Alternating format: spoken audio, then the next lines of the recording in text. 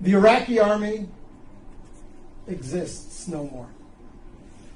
The Syrian army is down to at least 50% of its size of 2 years ago.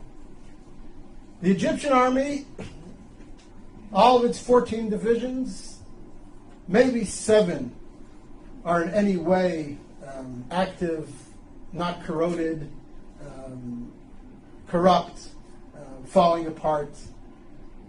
The Arab military threat to Israel has evaporated. Arab societies, as you all know, from Libya and Tunisia through Egypt to Syria, and it'll yet, unfortunately, come to Jordan, are so convulsed with internal conflict that for the next 2 to 3 to 4 decades, they are going to be racked by such internal tensions and such internal economic disparities and needs that their ability to mount a coordinated offensive against Israel in the conventional military sense is simply gone. It's gone. It's gone. So before we start discussing all the threats and the emerging threats and the dangers that are posed to Israel from the crumbling of the old Arab architecture around Israel, first let's recognize that the conventional military threat against Israel has greatly disappeared. And that is a net gain for Israel. It has tremendous long-term significance. Now, we all know that there are new threats emerging.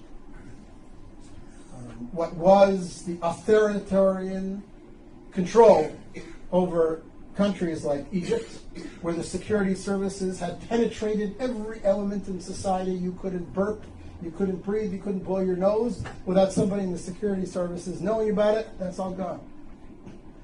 Morsi doesn't have control over the streets of Cairo, never mind the sands of Sinai, and whoever emerges as the leader or one of the leaders in Syria towards the future will never have the same authoritarian control over the country that Assad's mukhabarat, his security services, had.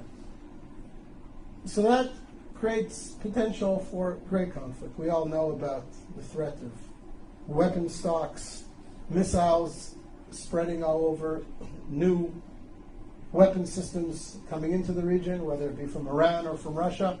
All these pose security threats to Israel that Israel will have to deal with in the coming years and perhaps decades. But the conventional military threat, the Israeli fear that the combined armies of Egypt, Iraq, Syria are going to mount a coordinated offensive like they did in the Yom Kippur War against Israel, that's gone. That's gone, thank God, it's gone. And therefore I say to you, again, Israel is winning.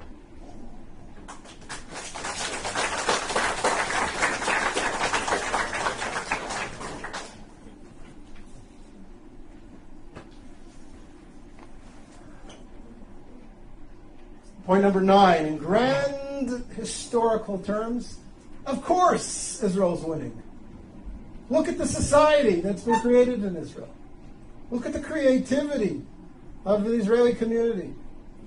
Look at the vibrancy of life in Israel. I look at my kids. I have a son-in-law who's a software engineer in Israeli military intelligence. I have a daughter doing her PhD in genetics at the Hebrew University. I have a daughter studying architecture at Ariel University in Samaria. I have a son completing his bachelor's degree in computer science in high school, and he will graduate high school with his degree in computer sciences, and he has studied intensively 17 tractates of the Talmud, and he knows his Bible inside out and backwards. And I have 2 younger kids who are in younger grades, and I look at them and I see their contributions and their future contributions to Israeli society, and I look at their friends who are all doing similar exciting things, And one of my daughters is a little bit of an artist as well. And you look at this and you say, what a wonderful youth we have, what a powerful country we have.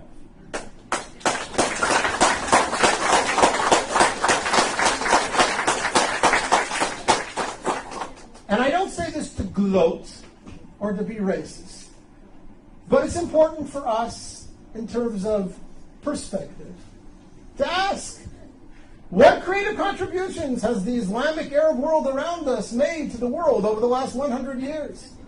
What technologies have been bought by Facebook, Yahoo, Microsoft, and Intel from Saudi Arabia? What's the gross national product of all 40 Arab countries around us put together, leaving oil aside? And again, not because I mean to